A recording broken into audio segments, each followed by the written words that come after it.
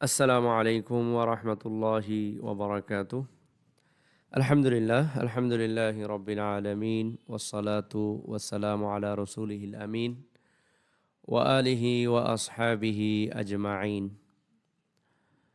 আমাদের অনেক ভাইরা আরবি ভাষা শিখতে চান, আরবি ভাষা শেখার আগ্রহ প্রকাশ করেন অথবা ইচ্ছা আছে। কিন্তু কোথা থেকে শুরু করবেন বা কিভাবে এগিয়ে যাবেন বুঝতে পারেন না। তাদের জন্য আমার ছোট্ট অভিজ্ঞতা থেকে, আমরা যেহেতু দীর্ঘদিন মাদ্রাসায় ছিলাম বা আরবি ভাষা শেখার পরিবেশে আছি, তো ওই অভিজ্ঞতা থেকে একটা রোডম্যাপ দিচ্ছি। যাদের আহ, প্রয়োজন হয় শুনতে পারেন। প্রথমত, আমার আরবি ভাষা শেখার গুরুত্বটা উপলব্ধি করতে হবে। কেউ যদি কোরআন এবং হাদিস, কোরআন এবং সুন্নাহ পরিপূর্ণরূপে অথবা প্রকৃতভাবে কেউ যদি বুঝতে চায়, তাইলে তার জন্য আরবি ভাষা শেখাটা অপরিহার্য বলা যায়। সাধারণ মানুষ, সাধারণ মুসলিম, সে আরবি ভাষা নাও জানতে পারে। আলিমদের কাছ থেকে অথবা তালিবুল ইলমদের কাছ থেকে শুনে শুনে সে চলতে পারে, এটা তার জন্য অসুবিধা নেই। কিন্তু কোনো তালিবুল ইলম অথবা কেউ যদি কোরআন সুন্নাহর জ্ঞানী হতে চায়, বা যেটা বললাম কোরআন সুন্নাহ পরিপূর্ণ বা প্রকৃতভাবে কেউ যদি জানতে চায়, এবং কেউ যদি কোরআন সুন্নাহর ব্যাখ্যা তাফসির এগুলো যদি কেউ জানতে চায়, অথবা আলিমদের মধ্যে ফিকহি বিষয়ে যে ইখতিলাফ আছে, সেই ইখতিলাফ যদি কেউ দালিলিকভাবে জানতে চায়, বা তার ইখতিলাফগুলোর পেছনে দলিলগুলো যদি কেউ বুঝতে চায়, এবং কেউ যদি চায় যে আমি আলিমদের মধ্যে যে আহ, দলিলগুলো তারা দিয়েছেন বিভিন্ন মাসালাতে, ওই দালিলগুলো বুঝে আমি কোরআন সুন্নাহর কাছাকাছি যে আমলটা সেটা আমি করব, তাইলে তার জন্য আরবি ভাষা শেখাটা অপরিহার্য। তার আরবি ভাষা শিখতেই হবে। তো এখন আমরা প্রথম কথা হচ্ছে, তাইলে আমরা এটা বুঝলাম যে আরবি ভাষা শেখার গুরুত্ব কাদের জন্য বা কাদের জন্য প্রয়োজন। যারা হচ্ছে কোরআন সুন্নাহর জ্ঞানী হতে চায়, কোরআন সুন্নাহকে ভালোভাবে জানতে চায়, পরিপূর্ণ বা প্রকৃতভাবে যারা জানতে চায় তাদের জন্য। অর্থাৎ এক কথায় বলতে গেলে যারা তালিবুল ইলম হতে চায়, যারা কোরআন সুন্নাহর ইলম অর্জন করতে চায়, তাদের জন্য আরবি ভাষা শিখতে হবে। এবং আমরা এখানে স্ক্রিনে দেখতে পাচ্ছেন, আমি কয়েকটা আয়াত এখানে দিয়েছি। আরও কয়েকটা আয়াত আছে। আল্লাহ সুবহানাহু ওয়া তাআলা কোরআনে বিভিন্ন আয়াতে আরবি ভাষার কথা বলেছেন। তো এগুলো তো বলতে হচ্ছে না, আপনারা দেখতে পাচ্ছেন বা অনেকেই জানেন। তেমনিভাবে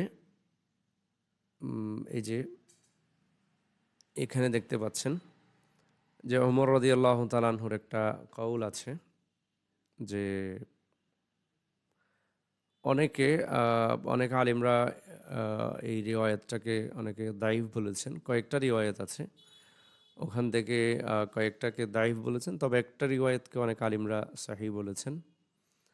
তো এটা ওমর রাদিয়াল্লাহু তাআলা আনহুর এই রিওয়ায়াতটা যদি দুর্বলও হয়, দাইফও হয়, কিন্তু কথাটা তো বাস্তব, কথাটা সত্য, যে এর যে অর্থটা আছে, যে কোরআন এবং সুন্নাহ যেহেতু আমাদের দিন, তো আমাদের আরবি শিখতে হবে। আমার দিন বোঝার জন্য আরবি শিখতে হবে। তেমনিভাবে ইমাম শাফিঈ রাহিমাহুল্লাহর একটা কওল আছে, এবং শেখুল ইসলাম ইবন তাইমিয়া রাহিমাহুল্লাহ ওনার একটা কওল, যেটা আলিম এবং তালিবুল ইলমদের মাঝে প্রসিদ্ধ।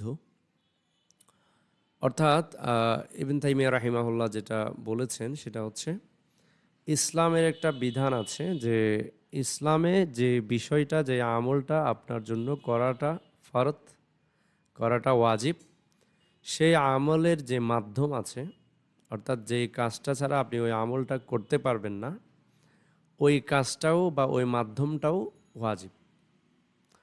আমি যদি উদাহরণ দিয়ে বলি, তাইলে হচ্ছে আপনি সালাত আদায় করবেন। সালাতের জন্য, সালাত হচ্ছে আপনার জন্য ফরজ বা ওয়াজিব।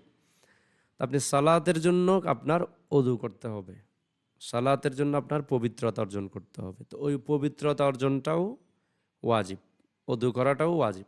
এমনিভাবে কিন্তু স্বাভাবিকভাবে আপনার জন্য ওযু করাটা ওয়াজিব না। কিন্তু আপনি যদি সালাত পড়তে যান, তো সালাতের আগে কিন্তু আপনার ওযু করতে হবে সালাতের জন্য, এবং ওযু করাটাও সালাতের জন্য ওয়াজিব। কারণ এটা হচ্ছে কি, সালাত পড়ার জন্য আপনার ওযু করাটা প্রয়োজন, সেই হিসেবে ওয়াজিব। তো তেমনিভাবে ইবনে তাইমিয়া রাহিমাহুল্লাহ এখানে যেটা বলেছেন সেটা হচ্ছে কিতাব এবং সুন্নাহ। কিতাব এবং সুন্নাহ যেহেতু ফরজ, আমাদের জন্য শিখাটা ফরজ ওয়াজিব। তো এখন কিতাব এবং সুন্নাহ, কোরআন এবং সুন্নাহ আপনি শেখার মাধ্যম কি? আরবি ভাষা। আপনি আরবি ভাষা ছাড়া অন্য কোনো ভাষাতে আপনি পরিপূর্ণ বা প্রকৃতভাবে কোরআন সুন্নাহ আপনি বুঝতে পারবেন না, জানতে পারবেন না। তাইলে আপনার জন্য তখন আরবি ভাষা শেখাটাও ওয়াজিব হয়ে যাবে। তো এটা ইবনে তাইমিয়া রাহিমাহুল্লাহর প্রসিদ্ধ একটা কৌল। এবং আহ, আহ, আমরা আরবি ভাষা যদি না জানি, তাহলে আপনি কোরআনের আহ, যেটা প্রকৃত টেক্সট, যেটা প্রকৃত অর্থ, এটা বোঝা আসলেই কঠিন হয়ে যাবে। সেজন্য আমাদের আরবি ভাষা শেখাটা প্রয়োজন যারা কোরআন হাদিসের ইলম অর্জন করতে চায়।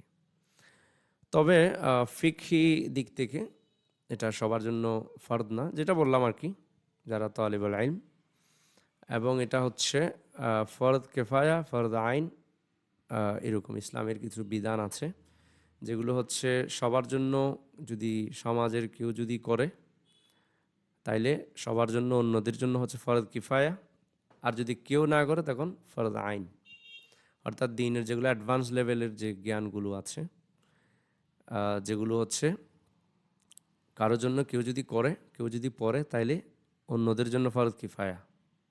আর যদি কোনো অঞ্চলে যদি কেউ কোরআন হাদিসের ওই অ্যাডভান্স লেভেলের জ্ঞানগুলো পড়ার জন্য, জানার জন্য কেউ না থাকে, তখন এটা সবার জন্য ফরজ আইন। এটা জানাজার নামাজের মতো, জানাজার নামাজের বিষয় আমরা জানি, ফরজ কিফায়া, ফরজ আইন। তো এরকমই আরবি ভাষা শেখাটাও সেম। যদি কোনো অঞ্চলে কোরআন হাদিস গবেষণা করার জন্য, আরবি ভাষা শেখার জন্য কেউ নাই, তখন সবার জন্য ফরজ আইন, সকল মুসলিমদের জন্য। আর যদি কেউ থাকে, তালেবুল ইলম থাকে, তাইলে অন্যান্য মুসলিমদের জন্য এটা ফরজ কিফায়া।